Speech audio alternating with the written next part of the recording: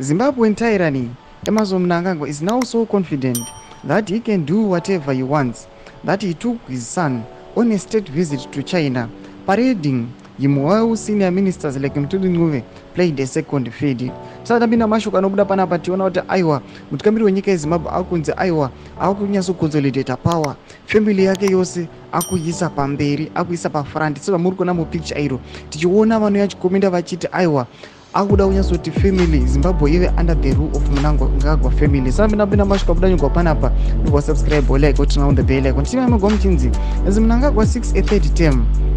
They have relieved pushback from the opposition, and with the opposition leader remaining quiet, his dynasty is moving from merely controlling Zimbabwe's criminal network through tenders to consolidating political power beyond 2028.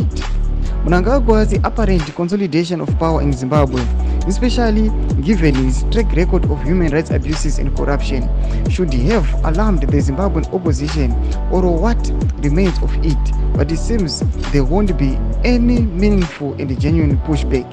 Rochitiko chatiri kuona chiri very concerning nyika yeZimbabwe. Zvamuri kuona mu picture iro muchiona aiwa mutikambiri wenyika yeZimbabwe mwana wake uyo Sean ari parutivi muchiona vachifamba pationa kuti masenior ministers vakutaurwa vana Mutuli Nguve vanoiswa kumasuro uko, but munomuona iye nemwana wake vari guided panapa nevakomana vekuchina. Zvatiri kunyasa kuona kuti aiwa akunyasa kuvaisa padhuze kuti vanyasa kuita zvavanoda kuita nenyika yeZimbabwe. Nyika yeZimbabwe yatova under the family yavo.